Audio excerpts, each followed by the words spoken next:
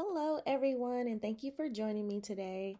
My name is Nicole Brock, and in this presentation, I will compare two important models of health leadership assessment and evaluation, which will be governance and leadership development.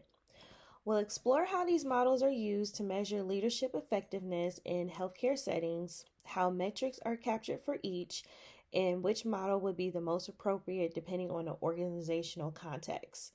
I'll also apply one of these models to a real world example from my stakeholder interview with a leader from Amazon's Leave and Disability team. Let's begin. Okay, so on our first slide, we are going to take a look at the importance of leadership assessment and evaluation.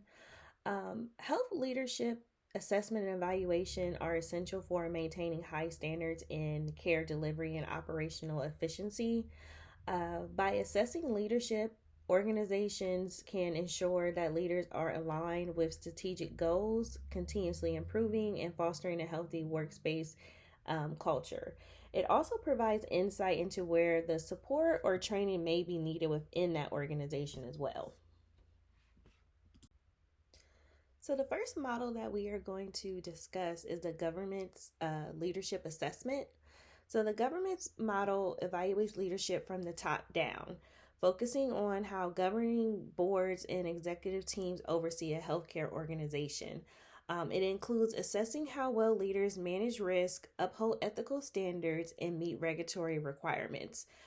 Key metrics might include board performance reviews, adherence to policies, and external stakeholder feedback. Okay, so now we'll take a quick look at the leadership development assessment. So, in contrast, the leadership development model focuses more on cultivating leadership skills at all levels of an organization. So, if you remember on a prior slide when we were talking about the government's leadership development, they start from the top down to the bottom of development, where this one is completely opposite. They look at leadership skills at all levels. It includes coaching, mentoring, and creating tailored development plans. The metrics are more people centered and focused on engagement scores, succession planning, and leadership and competency evaluation. So, still developing, their leaders. It's just done in a different way. All right, so on this slide, I'd like to just take a moment so we can do a side-by-side comparison of governments versus the leadership development models. So just taking a look here on our screen, we're going to start off with governance, and it states that it emphasizes external accountability, where the leadership development model emphasizes internal growth and potential. Next, under governance, it states that it prioritizes performance outcomes, where the leadership development model focuses on behavioral and competency improvement. And then last, under governance, it states that it's used by executive teams or boards, where the leadership development model is used by HR, mentors, and coaches. So, to further expand on this, think of governments as ensuring the ship is currently on its course and meeting external expectations. So, that could be regulators, shareholders, etc. Where the leadership development ensures that the crew is constantly improving, gaining new skills, and ready to take the helm in the future. Together, they create a complete leadership evaluation ecosystem. And then lastly, the key difference is that governments evaluates current outcomes, where leadership development prepares for the future leadership. Okay, so on this slide, we are going to take a moment and just look at the metrics in a governance model. So in a governance model, metrics are typically formal and often externally validated. Examples would include board self-assessments, audits, goal achievement reports, and compliance tracking. These are essential in maintaining trust and accountability, especially in large or public healthcare institutions. You'll see this a lot. Okay, so next on this slide, we are going to take a look at the metrics in the leadership development model.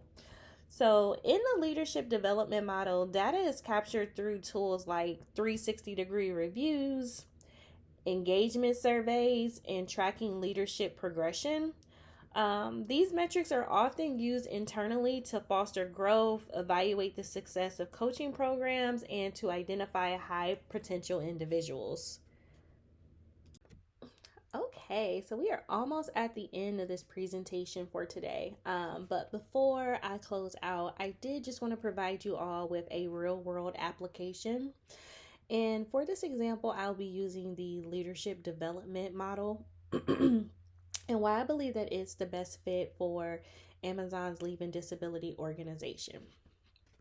So, to begin, in my stakeholder interview with a manager from Amazon's Leave and Disability team, it became clear to me that the organization prioritizes mental health, collaboration, and employee support.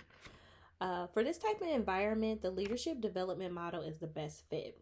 It encourages building internal leadership capacity, improving communication, and aligning personal and team goals with their larger mission.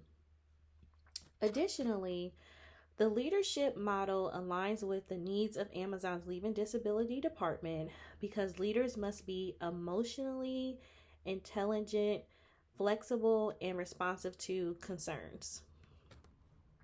The leadership model framework supports continuous leadership development through measurable competencies and feedback tools that suit the fast paced, high demand environment like Amazon. So, obviously, this example was tailored to Amazon's Leave and Disability team. However, keep in mind that it truly depends on which model is more suitable for your healthcare content and content and context. I'm sorry.